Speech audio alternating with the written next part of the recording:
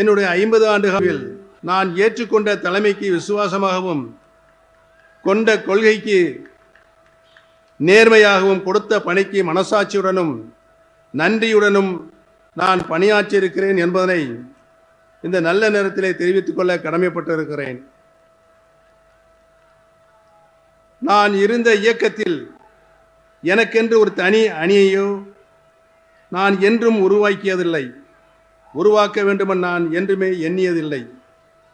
கட்சியின் நலனை மட்டுமே கருத்தில் கொண்டு என்னுடைய கடமை ஆட்சி வந்திருக்கிறேன் என்பதனை இந்த நல்ல நேரத்திலே தெரிவித்துக் கொள்ள கடமைப்பட்டிருக்கிறேன்.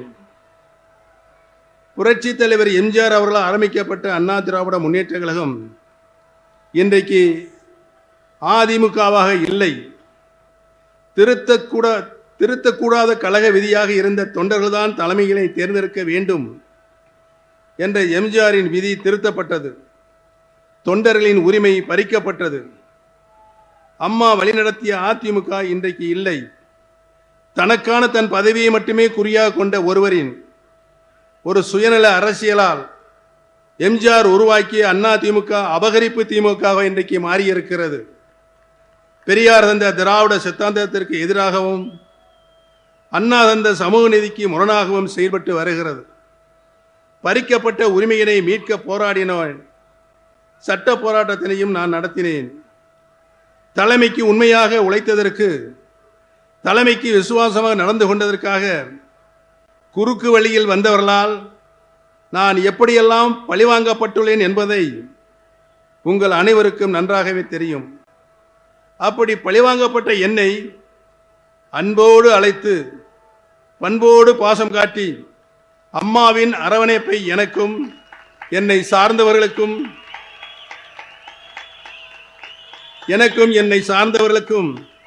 வழங்கி இருக்கிற கரம் பிடித்து வழிகாட்டிய தலைவர் அவர்தான் மாண்புமிகு தமிழ்நாடு முதலமைச்சர் தளபதி அவர்கள்.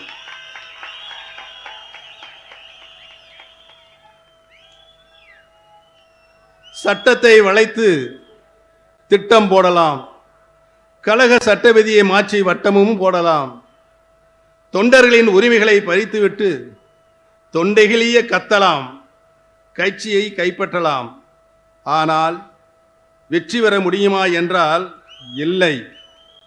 தொடர் தோல்விதானே தொடர்கதையாக அங்கே இருக்கிற சுயநல பிடித்த அகம்பாவம் பிடித்தவர்களுக்கு இருக்கிறது. இனியும் அவர்கள் தோல்வி தொடர்ந்து கொண்டேதான் இருக்கும்.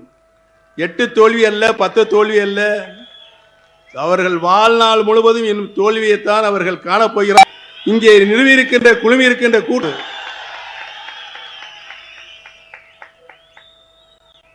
எம்ஜிஆர் ஆரம்பித்த அதிமுக இன்று இல்லை. அம்மா வளர்த்த அதிமுக என்றும் இல்லை. அதிமுகவோ திமுகவோ இல்லை. இது இன்று அபகரிப்பு திமுகத்தான் மாறியிருக்கிறது, மாற்றப்பட்டு கொண்டிருக்கிறது. இனிமேலும் அதில் பயணிப்பது தன்மானத்திற்கு கேடானது, திராவிடத்திற்கு மாறானது என்பதை உணர்ந்துதான் 75 ஆண்டுகளுக்கு மேலாக திராவிட சித்தாந்தத்தையும் சமூக நீதியும் தடம் பெறலாமல் காத்து வரும் திராவிட முன்னேற்ற கழகம், அதனை தலைமையேற்று சிறப்பாக வழிநடத்தும் கழக தலைவர் மாண்புமிகு முதலமைச்சர் தளபதி அவர்களின் தலைமையினை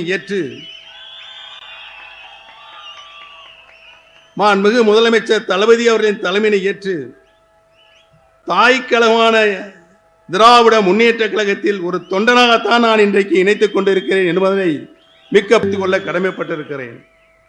அண்ணா திராவிட முன்னேற்ற கழக தொண்டர்கள் உரிமை மீட்பு கழகத்தை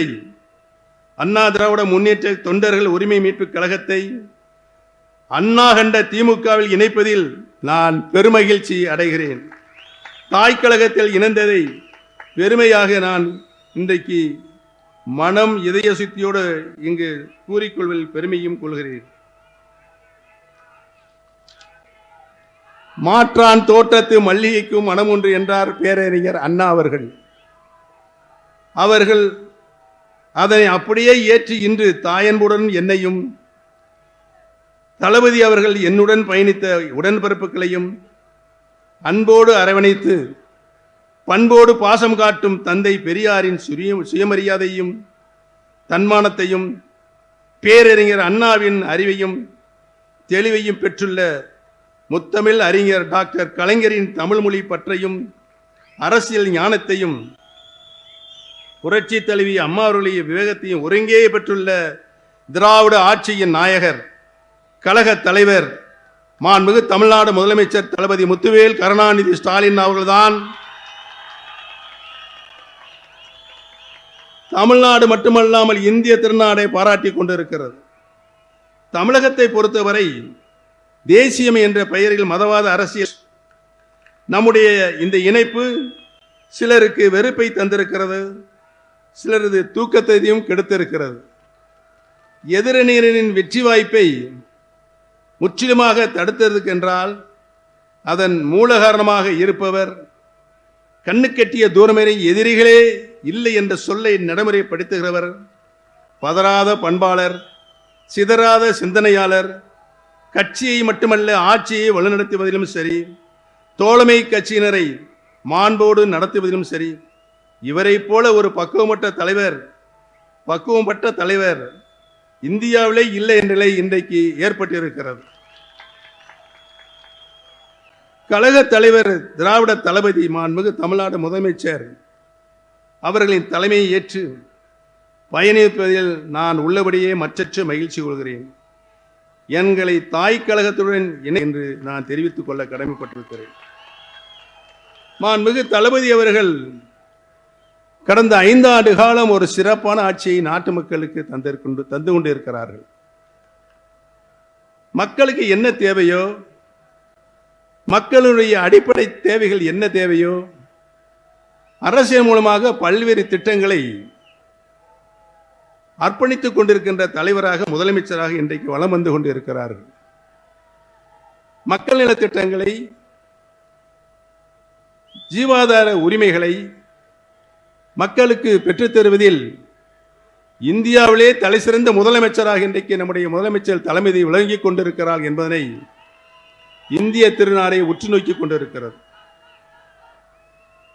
இந்த 5 ஆண்டு கால அவருடைய ஆட்சியில் சமூக நீதி, சமத்துவம் உள்ளடக்கிய வளர்ச்சியை மையமாக கொண்டு அனைவருக்கும் கல்வி, அனைவருக்கும் சுகாதாரம், உள்கட்டமைப்பு மற்றும் மகளிர் முன்னேற்றத்தில் முக்கிய சாதனைகளை இன்றைக்கு அவர் செய்து கொண்டிருக்கிறார்கள். மாதந்தோறும் மகளிர் உரிமை தொகை, இல்லம் தேடி கல்வி, புதுமை பெண் திட்டம், மகளிர் இலவச பேருந்து பயணம், மக்களை தேடி அனைவருக்கும் மருத்துவம், இன்றைக்கு தமிழ்நாடும் தலை நிமிர்ந்து நிற்கிறது அனைத்து துறைகளிலும் என்பதனை நான் இங்கு பணிவோடு தெரிவித்துக் கொள்ள கடமைப்பட்டிருக்கின்றேன். சமீபத்தில் யூபிஎஸ்சி என்று அழைக்கப்படும் ஒன்றிய தேர்வாணையத்தால் நடத்தப்பட்ட தேர்வில் தேர்ச்சி பெற்ற 60 நபர்களில் 57 பேர் நான் முதல்வன் திட்டத்தின் மூலம் பயின்றவர் என்பது இங்கு வரலாற்று சாதனையாக, அதுவும் நம்முடைய தளபதியின் சாதனையாக மக்கள் அனைவரும் பேசிக் கொண்டிருக்கிறார்கள். இந்திய அளவில் போற்றத்தக்க விதத்தில் வளர்ச்சியும் கண்டுள்ளது. நம்முடைய கனவுகள் மெய்ப்பட வேண்டும் என்று தொலைநோக்கு பார்வையின் மூலம் நமது மாண்புமிகு முதலமைச்சர் ஆற்றல் மிகுந்த கழக தலைவர் தளபதி அவர்கள் எடுத்து வரும் முயற்சி வெற்றி பெற்று இந்தியாவில் முதன்மை மாநிலமாக தமிழ்நாடு திகழும் என்பதில் மாற்று கருத்துக்கு இடமில்லை. இனி நாங்கள் மட்டுமல்ல, ஒட்டுமொத்த தமிழகமே உங்களின் தலைமையினை ஏற்க தயாராக உள்ளது. தங்களை மீண்டும் 2ஆம் முறையாக முதலமைச்சராக அரியணையில் அமர்த்திட, கழக ஆட்சி மீண்டும் தொடர்ந்திட வரும் தேர்தலில் நாங்கள் அனைவரும் ஒற்றுமையாக இருந்து ஓயாமல் உழைத்திடுவோம். உறங்காமல் களப்பணி ஆட்சி வெற்றி கனவியை நம்முடைய அருமை தளபதி அவர்களின் திருக்கரங்கில் சமர்ப்பிப்போம் என்று இந்த நல்ல நேரத்தில் சபதம் ஏற்போம் என்பதை தெரிவித்துக் கொள்ள கடமைப்பட்டிருக்கிறேன். மிக குறுகிய காலமாகவே இருந்தாலும் திராவிட முன்னேற்ற கழகத்தில் உடன்பிறப்புகள் இணையும் தாய்க்கழகம் திரும்பும் விழா சீரோடும் சிறப்போடும் நடைபெறுவதற்கு காரணமாக இருந்த பம்பரமாக சுழன்ற மதுரை வடக்கு மாவட்ட கழக செயலாளர் மாண்புமிகு வணிக வரி மற்றும் பத்திரத்துறை பத்திரப்பதிவுத்துறை அமைச்சர் அன்பிற்கினிய அருமை சகோதரர் திரு மூர்த்தி அவர்களுக்கும், அவரோடு துணை நின்று பணியாற்றிய